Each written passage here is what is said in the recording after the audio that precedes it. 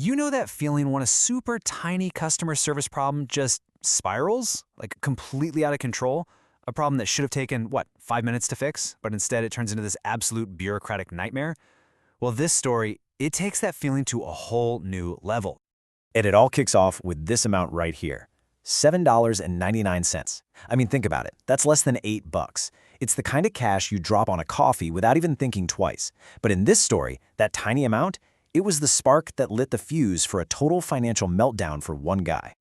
So what exactly was this $7.99 for? Get this, a busted audio cable. Yeah, I mean, we've all been there, right? You buy some cheap little gadget, it's a dud, and you get that quick flash of irritation. It's something we can all relate to. But for this man, Ron Suarez, that little flash of annoyance didn't just go away. Oh no. In his own words, that tiny charge for a broken cable became nothing short of a financial debacle. Okay, so how in the world does a faulty cable lead to a financial debacle? Well, our story starts with Ron. He's a highly functional quadriplegic, and all he wanted was to buy a specific piece of gear for something he's passionate about, being a DJ. And I mean, the frustration starts right from the get-go. It's just one thing after another.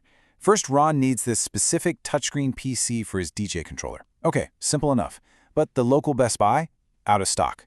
So he and his wife drive a whole hour to another store in Novi, Michigan. They get there, and the store isn't even wheelchair accessible. He literally can't get inside. So his wife has to go in, buy the PC for him, and she grabs that $7.99 cable while she's in there. And after all that trouble, you'd hope for a happy ending, right? Nope. The computer wasn't even a touchscreen, and that cable, it was busted, just making this awful crackling sound. So, of course, they returned the computer. But that tiny little charge for the cable, that $7.99, that stuck around. And this, folks, is where the real trouble begins. So now we get to the escalation. Ron, being a totally reasonable person, tries to sort out the charge for the broken cable, but he just slams into a brick wall. A wall made of, you guessed it, automated systems and corporate red tape. Okay, so here's a crucial detail you need to know. To get a discount on the computer, Ron signed up for a Best Buy Visa, which is handled by Citibank. He used the temporary card number for the purchase, but, and this is so important, he never got the physical card in the mail, and he absolutely never ever activated it. So what you have is this kind of ghost account, connected to nothing but this one single faulty purchase. And this right here, this just perfectly captures the whole problem, doesn't it? It's the system versus the human. On one side, you've got that maddening, endless loop. All agents are busy. We've all heard it. And on the other side, you have Ron with a totally simple, logical request. Hey, I'm just trying to tell someone why I didn't pay for a cable that didn't work. That's it. Because he could never get through to an actual person who could fix this, the automated system just took over, and the dominoes started to fall. The consequences of that little unpaid $7.99 charge were absolutely devastating, and they came completely out of the blue. This is that heart-stopping moment. Just picture it. Ron's at Costco doing a totally normal shopping trip.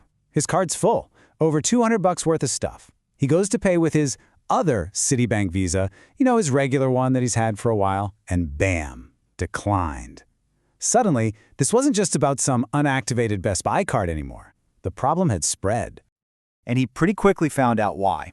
I mean, just look at this graph. His credit score, according to Equifax, had absolutely tanked. It went from a fantastic score, over 800, to down below 600.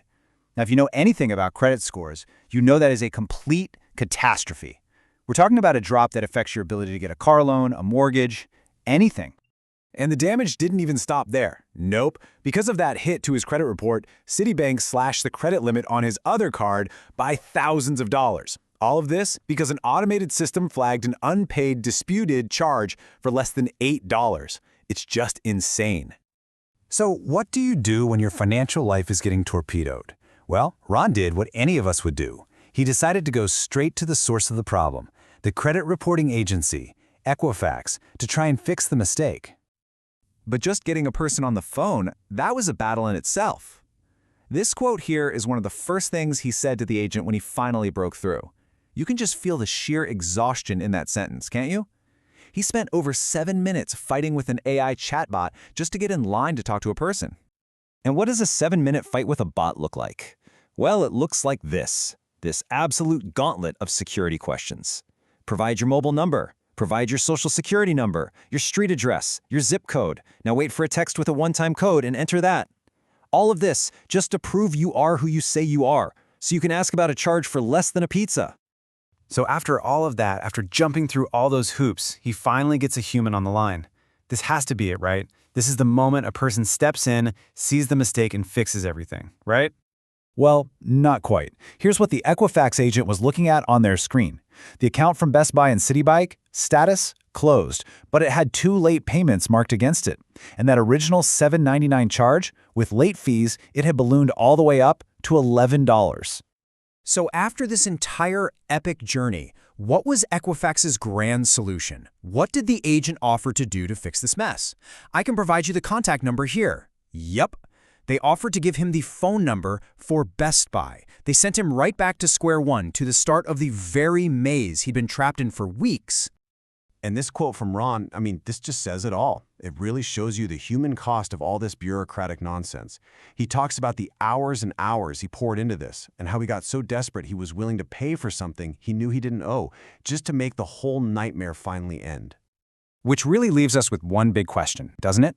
When a system messes up and costs a real person their credit score, their peace of mind, and just hours and hours of their life, all over a dispute that started at less than $8, you have to ask yourself, who really owes who?